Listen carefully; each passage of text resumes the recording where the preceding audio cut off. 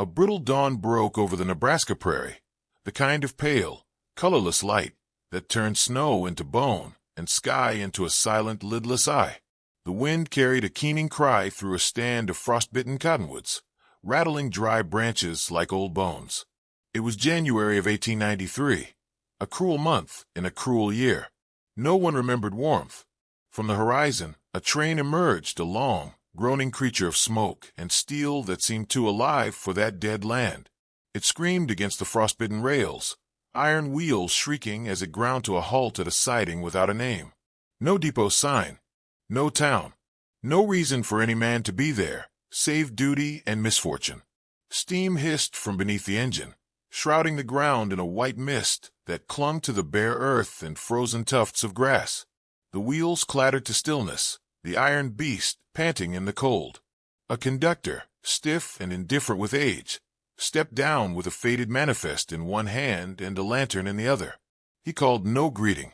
No one met him. He scanned the brittle page with the weary eye of a man who had long since stopped reading names, seeing only numbers and obligations. Rose Cutter, he read aloud, his voice flat, like boots over gravel. Age 10. No claim. No sponsor. Unwanted cargo. Behind him, two matrons from the children's car descended stiffly, skirts gathering snow. They hauled a small figure between them, a wisp of a girl whose coat was threadbare, buttons missing, hair tangled into a mass of pale knots. Her face was pinched with cold and hunger. Her lips were cracked, bleeding in the corners. She made no sound, nor any resistance. They left her beside the tracks, her feet sinking into the snow. A ragged doll made of sticks and thin skin. No words. No farewell. The train shrieked once more, indifferent, and then pulled away, leaving in its wake a bloom of smoke and a trail of frost-choked rails that stretched endlessly into nowhere. Within minutes, the sound of the wheels faded into the wind. The girl did not watch it go. Snow began to fall again, tiny, sharp flakes that bit the exposed skin, carried by the restless wind that came down from the Dakotas with no mercy. A hawk circled high overhead, its solitary cry swallowed by the gray emptiness. A single man remained. Elias Boone leaned against a battered freight crate near the siding's lamplight, watching the scene unfold without moving. A railroad watchman, his greatcoat dusted with ice, collar turned against the wind, a cigarette smoldering in the corner of his mouth.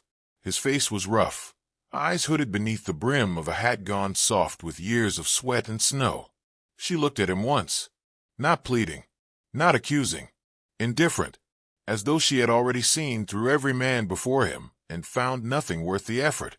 A glance that weighed nothing, but which settled in Boone's gut like a lump of iron.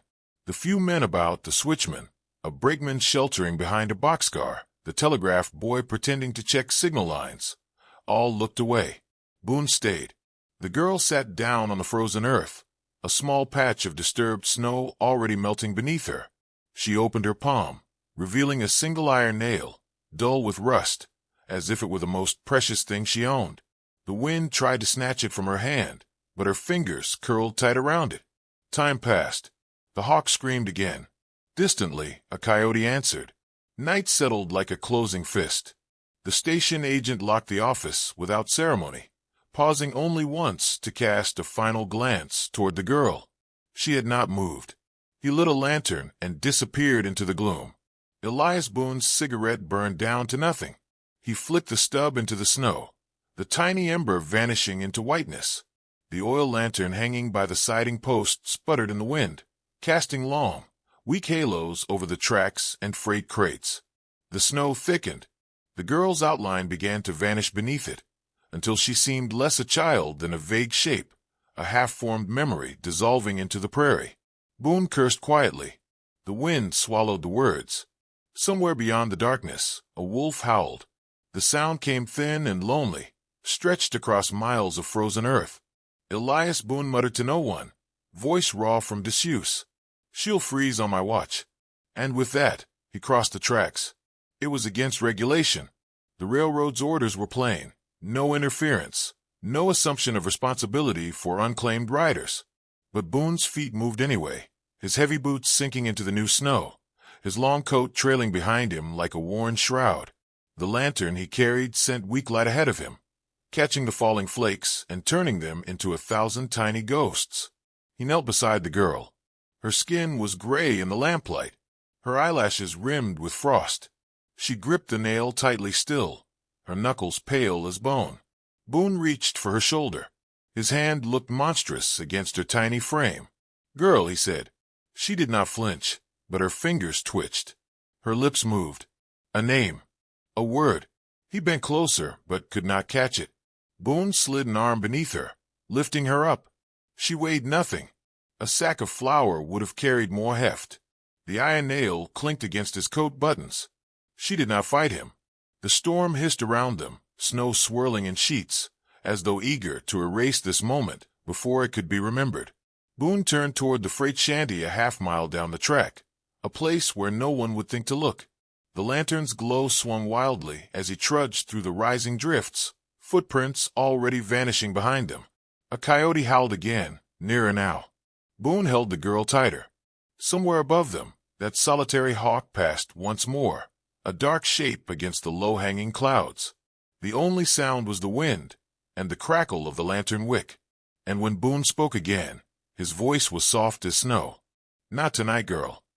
The earth closed behind them, and the prairie remembered nothing.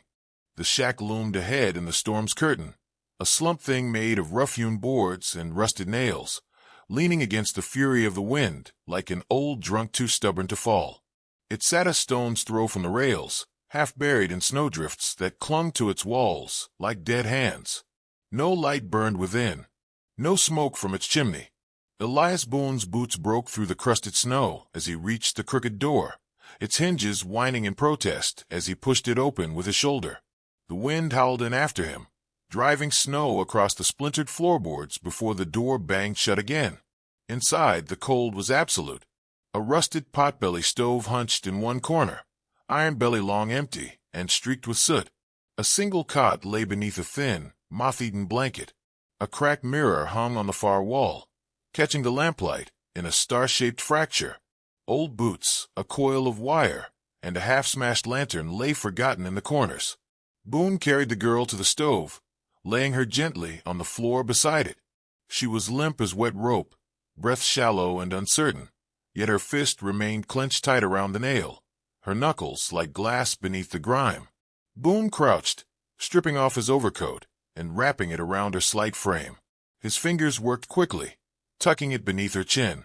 The wind rattled the planks like the world itself was dying outside.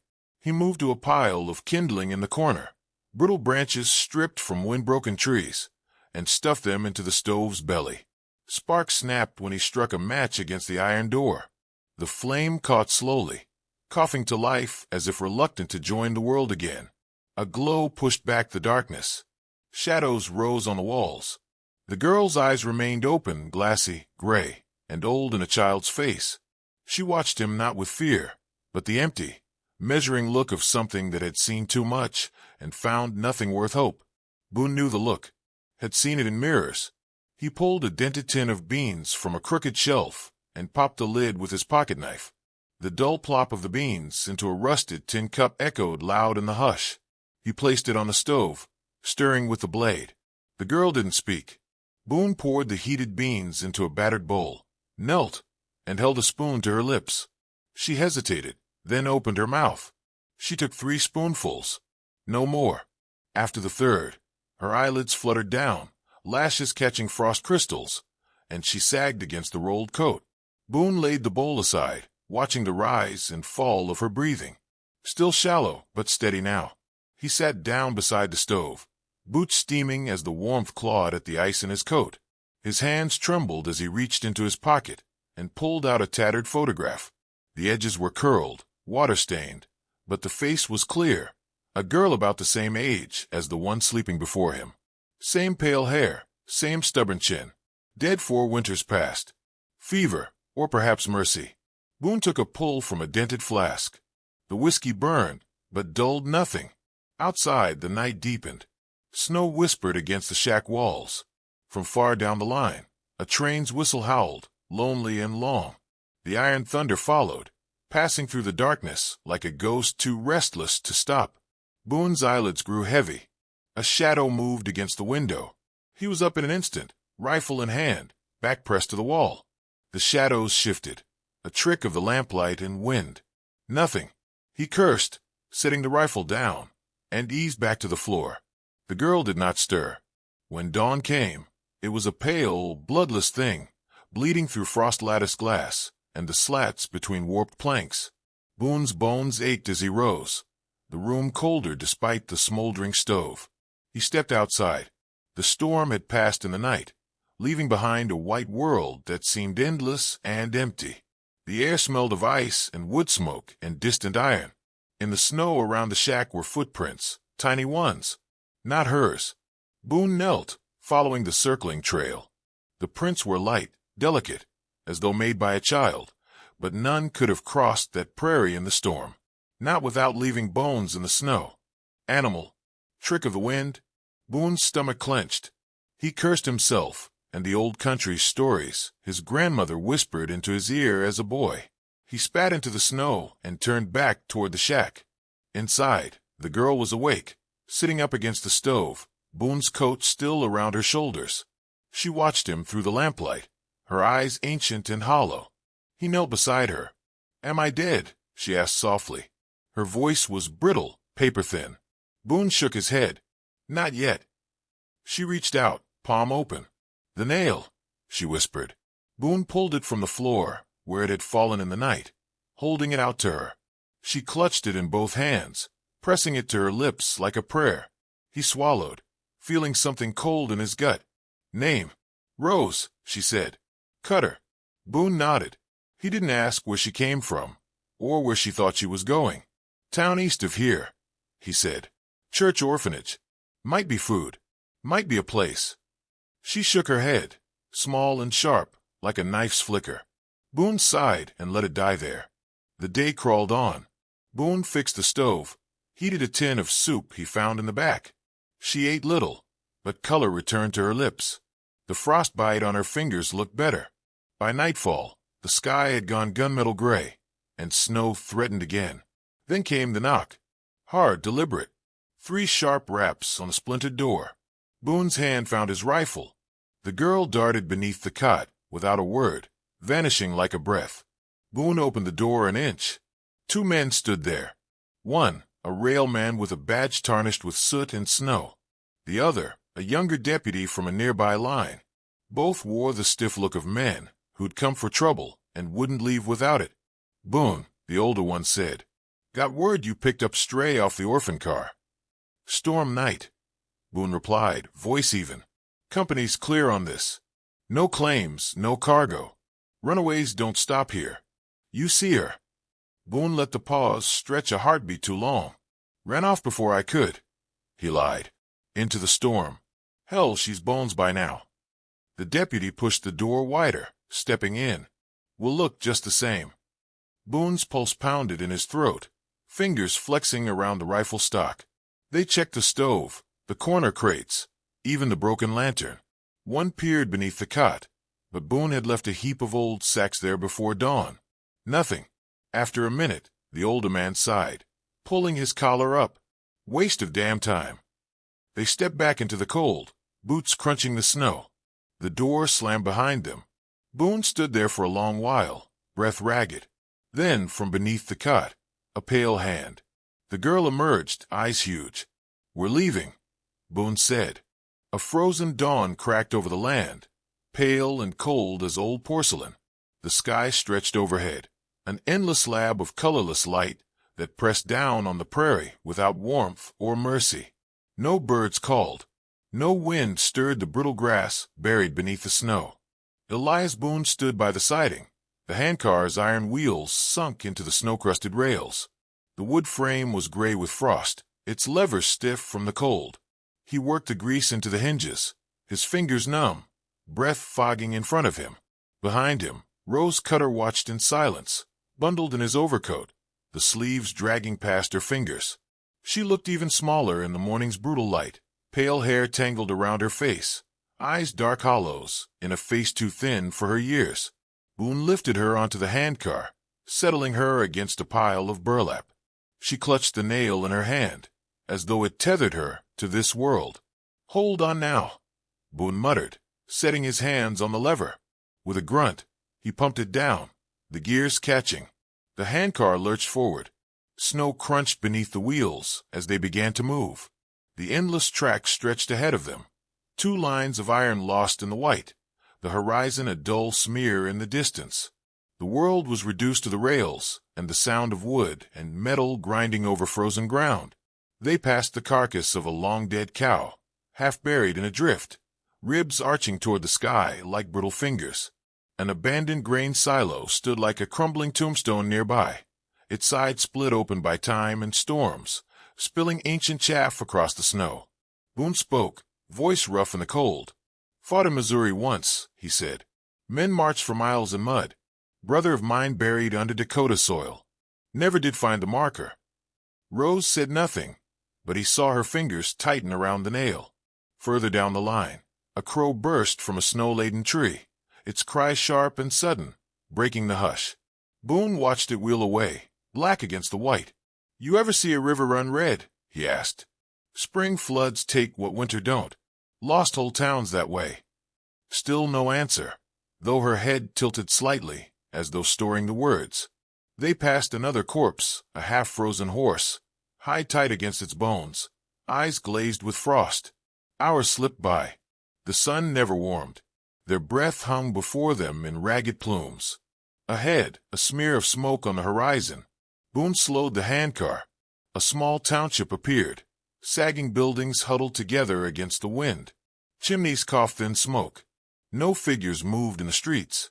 The rail depot was little more than a sagging clapboard shed. Its windows were broken, glass jagged like a broken grin. A single faded sign swung on rusted chains, the town name long since erased by time. Boone brought the handcar to a halt. "Come on." Inside, the depot was dead cold. Dead everything. A potbelly stove sat in one corner, its coals long dead, the iron rusted white with frost. Faded wanted posters curled on the walls. Rose drifted past him like a shadow, scanning the yellowed pages, with indifferent eyes. One caught her. She read the name aloud, voice brittle in the quiet. "Boone Elias. Wanted." She looked at him. Boone shrugged. A dry laugh rattled from his throat. "Was a long time ago. Nothing more." She let it go. They didn't linger. Boone found a tin of coffee grounds and left it untouched. The town was no safer than the emptiness. They pushed on, the handcar creaking, the world shrinking to the rails again. That night, they stopped beneath a wooden trestle bridge, frost hanging from its beams like ghostly moss. The river below was frozen, cracked in places, black water visible in jagged seams. They built no fire. Coyotes called from the hills, their howls carrying over the snow like the voices of the lost. Boone lay with his rifle across his lap. The girl huddled beside him under the coat. Somewhere in the thick dark of night, half asleep, she spoke. "There was a woman," she murmured, "hair like mine, red ribbon in it, sang songs to me when I was small." Boone stared into the sky. "She yours?" he asked. A pause. "I think so." The coyotes howled again. Boone's hand tightened on the rifle. "Does dying hurt?" she asked. He looked down at her pale face, eyes huge in the dark. "No," he lied. She closed her eyes. Morning came flat and gray. Snow had fallen again, erasing their tracks. A train whistle rose in the distance, thin and cold, like the call of something neither alive nor dead. Boone hefted her onto the handcar once more. They moved on. Late in the afternoon, they came upon a ruin of wood and stone, an old track walker's chapel, long abandoned. The roof was half-caved, beams jutting at odd angles. Stained glass windows hung in shattered frames. Snow drifted through the gaps. Boone slowed the handcar, then stepped down, his joints stiff with cold. Inside the chapel, a single brass bell hung from a timber beam, swaying gently in the wind that whistled through the broken boards. Rose followed him in. Boone moved to the altar, a slab of rough-cut stone now streaked with moss and snowmelt. Rusted offering plates lay scattered. A Bible with no cover clung to a windowsill. Rose stepped forward. In her hand, the nail. She placed it on the altar without a word. Boone watched her. Why? She shrugged. For her. The bell above them swayed again, tolling once, low and hollow. Boone looked up at it, the sound settling into his bones like a memory. He said nothing. They left the chapel behind. The snow covered their tracks. The wind shifted as evening crawled over the land, carrying with it the rumor of iron wheels and smoke. A train. The last run west before the deep freeze. Boone heard it in the voice of a cattleman huddled by a way station fire, muttered between cracked lips, meant for no one. But Boone caught it. West. One last chance before the snows sealed the world in ice and silence. He didn't hesitate. Rose clung to his coat as he lifted her onto the handcar. Her face was chalk white, lashes rimed in frost, but the nail remained tight in her hand. Together they moved, the endless rails grinding beneath them, past the blighted remains of the world. Burned fence posts. Livestock carcasses frozen mid-collapse. The sun a low, feeble thing behind a veil of gray. The river came up fast, black ice overchurned water, the bridge long since collapsed under the weight of snow. Boone didn't pause. He hefted Rose onto his back, coat trailing, rifle slung tight. The ice cracked beneath each step, groaning like a wounded animal. Halfway across, it gave. The plunge was a knife. The water took him under instantly, a silent, frozen world where time stretched thin and brittle. His lungs screamed. He kicked against the drag, felt the burn of old wounds, the heavy pull of sodden clothes. But even beneath the surface, her hand never let go of his coat. He broke the surface gasping, pulling her up with him. She coughed, hair plastered to her face, the nail still clutched in her hand. They scrambled onto a frozen logjam, Boone hauling them both up by sheer fury. On the far bank, nothing but wind and snow. Boone stripped off his coat and wrapped her in it, teeth chattering. Almost there, he rasped. Whether for her or for himself, it didn't matter. They pressed on. The depot came into view as the last of the sun fell away, alone. Sagging building huddled against the rail line, windows lit with the orange glow of oil lamps. A telegraph wire snapped overhead in the wind like an iron whip. Lanterns burned along the platform, their halos blurred by snow. Boone stepped inside, Rose in his arms, the warmth hitting him like a fist. A woman sat behind the telegraph desk, hair in a neat bun, spectacles balanced low on her nose. Clara Finch, a face like weathered linen, soft in the places life hadn't worn raw. She looked up, gaze moving from Boone's ragged shape to the child in his arms. Boone spoke first. Name's Carter. Elias Carter. It wasn't. Clara didn't blink. She rose, coming around the desk. She's freezing, she murmured. Come on. She led them to a back room where a small stove glowed, the scent of broth thick in the air. A cot waited against the wall, blankets neatly folded. Boone laid Rose down, stripping off what he could of the wet clothes. Her skin was marble white, lips cracked. Clara pressed a hand to the girl's cheek. Frostbite, she murmured. Lucky she's not lost those fingers. Boone didn't correct her. He sat by the stove, boots steaming. His bones ached as though the cold itself lived inside them now. Clara handed him a mug of broth. You look worse than she does. Rose stirred, murmuring in her sleep. Clara knelt beside the cot. Name. Boone hesitated. Rose. Clara nodded, brushing damp hair from the girl's forehead. She can stay here, Clara said softly. I can hide her. Until spring. Boone shook his head. Not safe. Not for her. The blizzard's moving in. The train won't run tonight. Maybe not tomorrow. Boone said nothing, but his hand found the butt of his rifle. Clara watched him for a long moment. You know, I've been out here 17 years. Seen men come through with guns and ghosts behind their eyes. Never seen one carry both and a girl besides. Boone looked up. Ain't her fault. No, Clara agreed. It never is. The blizzard arrived at dusk, a wall of white devouring the world. Snow pounded against the depot's walls, rattling windows. The lamp flames trembled. The rail line vanished beneath drifts. Rose grew weaker as the hours stretched thin. Boone held her near the stove. the flicker of flame turning her face gold. She clung to the nail as though it breathed for her. Near midnight, her voice came soft. I saw her burn. Boone's gut tightened. Who? My ma. Fire took the house. Couldn't get out. Her breath hitched. She sang, had hair like mine. A red ribbon. Boone's hand tightened on her shoulder. I had a sister, he said. Annie. She fell from a train in a snowstorm. No one stopped. I buried her under a pine when the thaw came. Rose looked at him, gray eyes shining. I didn't want to be left. I ain't leaving. Clara watched them from the doorway, her hand at her throat. Later, Clara brought a small locket, the chain delicate as spider thread.